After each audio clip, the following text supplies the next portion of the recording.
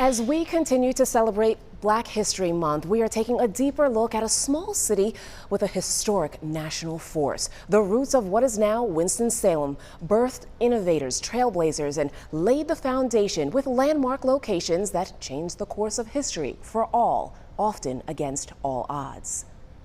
Beyond these walls, there is a legacy. Winston-Salem has a rich Black history dating back to the founding of Salem. The very foundation that remains in Old Salem to this day, created by African men and women.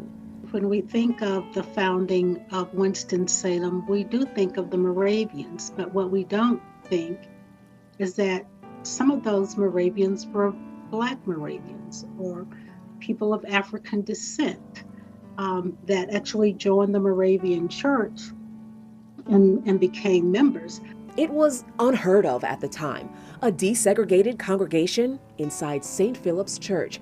And if these pews could talk, the whispered prayers they would tell of enslaved mothers, children, and their dads hopeful for freedom. We have this artifact, this huge artifact right here in our city that people don't even know about. It's the place where the ending of slavery was announced in this area for the state of North Carolina. We all know about Juneteenth, and you know I celebrate Juneteenth vigorously, that June 19th date.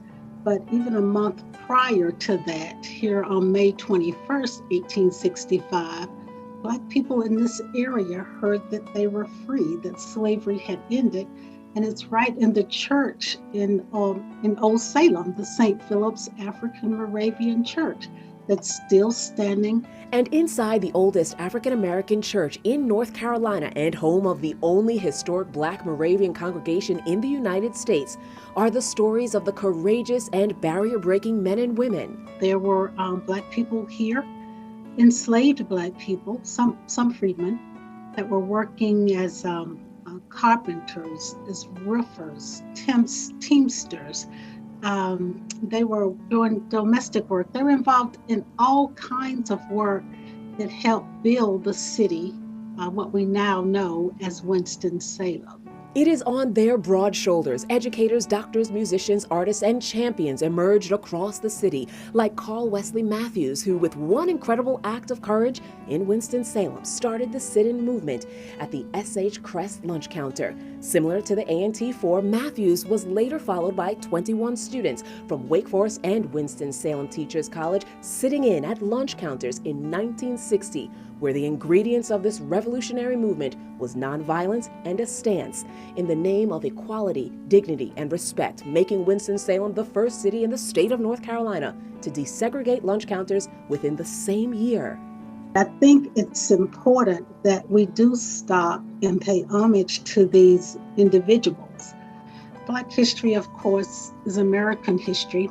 Unfortunately, the history has not been given the attention that it should, but there is a time that we have to stop and celebrate and observe these accomplishments so that we don't forget and that we can pass them on down to our children and they can pass them on down.